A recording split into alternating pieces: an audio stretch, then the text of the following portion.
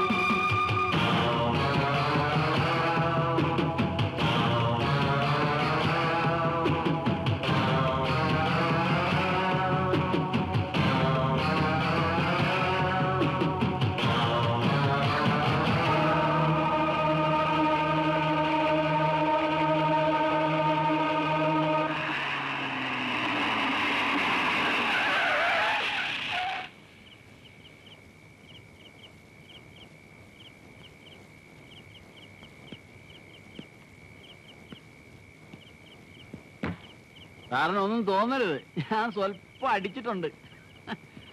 മനഃപൂർവ്വം അല്ല സാറേ, അടിച്ചു പോയതാ. അതിന് കാരണക്കാരൻ സാറാ. ഒന്നിങ്ങോട്ട് ഇറങ്ങി വരണം സാറേ. സാർ എന്നെ ഏൽപ്പിച്ച ജോലിയുടെ റിസൾട്ട് അറിയണ്ടേ? ഫിറ്റാണെങ്കിലും ഞാൻ പറയുന്ന സത്യമാ സാറേ. എടോ, താൻ വലിയ മുതലാളിയാ, അതിലെനിക്ക് വിരോധമില്ല. പക്ഷെ ഈ അഭ്യസ്ത വിദ്യരായ ചെറുപ്പക്കാരെ പറഞ്ഞ് പറ്റിക്കരുത് കേട്ടോ. വെറും അരമണിക്കൂർ ലേറ്റ് ആയി പോയതിന് എന്റെ ജോലി നിഷേധിച്ചവനാ താൻ. തന്റെ ഒരു ഡിസിപ്ലിനും പങ്ക്ച്വാലിറ്റിയും ആദ്യം അതൊക്കെ സ്വന്തം ജീവിതത്തിൽ നടപ്പാക്കണോ? ഭാര്യക്ക് കാമുകനുണ്ടോന്ന് അറിയാൻ ചെക്കിംഗ് ഇൻസ്പെക്ടറെ വെക്കുന്നതാണോടോ തന്റെ ഡിസിപ്ലിൻ? സ്വന്തം ഭാര്യയെ നിലക്ക് നിർത്താൻ അറിയാൻ പാടില്ലെങ്കിൽ ആണാണെന്നും പറഞ്ഞ് കാറോടിച്ചാണ് തന്റെ എന്താണോ കാര്യം? തന്റെ ഭാര്യ പിഴയാടോ, പിഴ. കാമുക മാത്രമല്ല, അവരുടെ പല രഹസ്യ ബന്ധങ്ങളും എനിക്കറിയാം. അത് മുഴുവൻ നാളെ നേരം വെളുക്കുമ്പോ ഈ നാട്ടുകാരും മുഴുവൻ അറിയും. വലിയ വലിയ നോട്ടീസ് അടിച്ച് പത്രത്തിൽ വെച്ച് ഞാൻ സൈക്കിളിൽ ഒട്ടി സകല വീട്ടിലെത്തിക്കും. ഒരു ജോലിക്ക് വേണ്ടി ഒരുപാട് അലഞ്ഞു തിരിഞ്ഞവനാ ഞാൻ. അതുകൊണ്ടാ തന്റെ വാതിക്കലും വന്ന് തട്ടിയത്.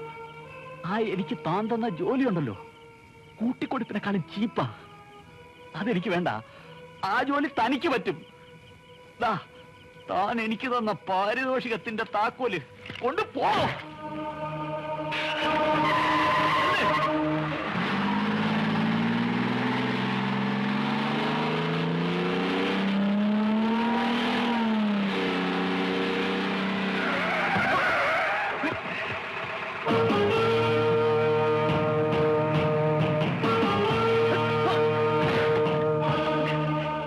എന്താ നിന്റെ അസുഖം? പോലീസുകാർ പോലും മര്യാദയ്ക്ക് കഴിയാൻ തുടങ്ങിയിരിക്കുന്ന ഈ കാലത്ത് എന്ത് ഭാവിച്ചാ നീ? സാർ, ഞാൻ എന്ത് ചെയ്തിട്ടാണ് സാർ എന്നോട് ഇങ്ങനെയൊക്കെ? പണക്കാരെന്ന് കേൾക്കുന്നത് നിനക്ക് വലിയ അലർജിയാണല്ലേ? സമൂഹത്തിൽ മാന്യമായി ജീവിക്കുന്ന ഒരു വ്യക്തിയെ ഒരു കാര്യവുമില്ലാതെ കാറ് തടഞ്ഞു നിർത്തി തട്ടിക്കളയും ഉരുട്ടിക്കളയും എന്നൊക്കെ ഭീഷണിപ്പെടുത്തുക, എന്നിട്ട് അയാളോട്... പ്രകാശ് സാറിനോട് ഞാൻ അങ്ങനെ ഒന്നും പറഞ്ഞിട്ടില്ല. വേണ്ട, ഞാൻ ചോദിക്കുന്നതിന് മാത്രം സമാധാനം പറഞ്ഞാൽ മതി. ജോലിയും കൂലിയും ഇല്ലാതെ നടക്കുമ്പോ കാശുകാരോട് തോന്നുന്ന ഒരുതരം വെറുപ്പ്, ദേഷ്യം, ഫ്രസ്ട്രേഷൻ, ഇതൊക്കെ ഞാനും കുറച്ചാൾ പോക്കറ്റിൽ ഇട്ടുകൊണ്ട് നടന്നതാ. പിന്നെ ഈ കാക്കിക്കകത്തായപ്പോഴാണ് ആ സോഷ്യലിസ്റ്റ് ഫോബിയയ്ക്ക് അല്പശമനം കിട്ടിയത്. ഇതൊക്കെ എന്നെയും നിന്നെയും പോലുള്ള ഇടത്തരക്കാരുടെ പ്രശ്നങ്ങളാണ്. പക്ഷെ തെറി വിളിക്കുന്നതോ ഭീഷണിപ്പെടുത്തുന്നതോ ഒന്നിനും ഒരു പരിഹാരമാവില്ല. സാർ, എനിക്ക് പറയാനുള്ളത് കൂടി ഒന്ന് കേൾക്കണം. പോലീസുകാർ പറയുന്നത് പ്രതികൾ കേട്ട ചരിത്രമേ ഉള്ളൂ, തിരിച്ചില്ല. അതല്ല സാർ, സാർ ഇത്രയൊക്കെ പറഞ്ഞുകൊണ്ട് പറയാ. ഞാൻ പ്രകാശ് സാറിനോട് അങ്ങനെയൊക്കെ പെരുമാറാനുണ്ടായ സാഹചര്യം സാർ ഒന്ന് മനസ്സിലാക്കണം. Please sir. വാ.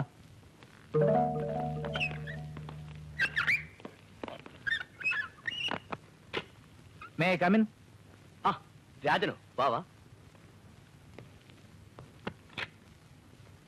എന്തായി? അവനെ കസ്റ്റഡിയിലെടുത്തോ? പക്ഷെ ഉടനെ വിട്ടയക്കുകയും ചെയ്തു. ഒരു കാര്യവുമില്ലാതെ അവൻ നിന്നെ അസഭ്യം പറഞ്ഞുവെന്നും ഭീഷണിപ്പെടുത്തിയെന്നും ഒക്കെയല്ലേ നീ എന്നോട് പറഞ്ഞത്? അതെ. ഒരു കാര്യവുമില്ലാതെ അവൻ അങ്ങനെ ചെയ്യണമെങ്കിൽ ഒന്നുകിൽ അവന് വട്ടായിരിക്കണം, അല്ലെങ്കിൽ നിനക്ക് വട്ടായിരിക്കണം.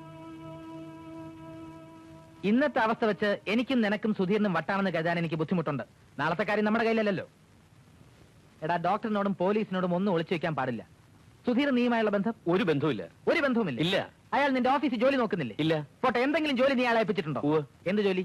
അത് ഏൽപ്പിച്ച ജോലി പോലും നിനക്ക് വ്യക്തമായിട്ട് ഓർക്കാൻ കഴിയുന്നില്ല. കസ്റ്റമേഴ്സിന്റെ ഫിനാൻഷ്യൽ ബാക്ക്ഗ്രൗണ്ടിനെ കുറിച്ച് വ്യക്തമായിട്ട് അന്വേഷിച്ചറിയാൻ അപ്പൊ വേണ്ടി. നിന്റെ ഭാര്യയെ നീ കസ്റ്റമറായിട്ടാണ് കാണുന്നത്? രാജൻ, മിണ്ടിപ്പോരുത്.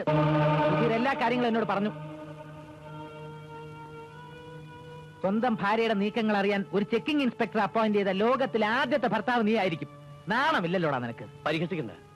എന്റെ സ്ഥാനത്ത് നീ ആണെങ്കിലും ഇത് തന്നെ ചെയ്യുള്ളൂ.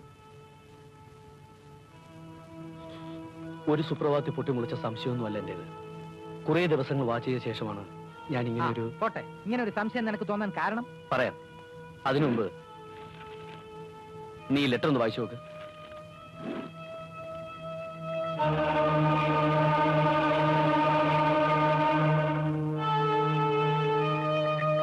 ഇതാണോ ഇത്ര വലിയ കാര്യം? ഈ കത്ത് ഞാൻ എഴുതിയതാണ് എന്നൊരു കള്ളം ഞാൻ പറഞ്ഞാൽ നീ വിശ്വസിക്കോ? ഇല്ല. അപ്പൊ തെളിവാണ് പ്രധാനം.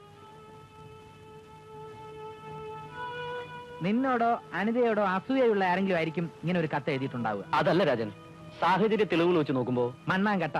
സാഹചര്യ തെളിവുകളെ കുറിച്ച് ഇത്ര ആധികാരികമായി സംസാരിക്കാൻ നീ ആര്? Sub inspector Rajan ജോസഫോ?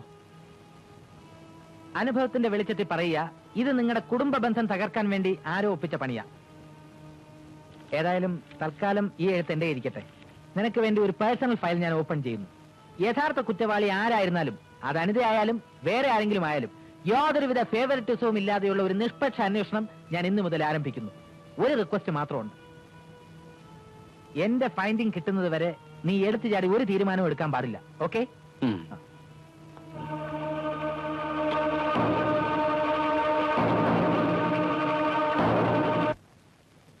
ഈയിടെയായിട്ട് പ്രകാശിന്റെ സ്വഭാവത്തിന് വല്ലാത്ത മാറ്റം. എന്നെ എന്തൊക്കെയോ സംശയിക്കുന്ന പോലെ. എനിക്ക് ഭയമാകുന്നു ഫാദർ. ഇനിയും ഈ സത്യം പ്രകാശനിൽ നിന്നും മറച്ചു വെക്കണോ?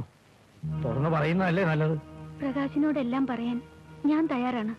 പക്ഷേ അച്ഛൻ സമ്മതിക്കുന്നില്ല. ശങ്കരനാരായണൻ എന്നെ വിളിച്ചിരുന്നു.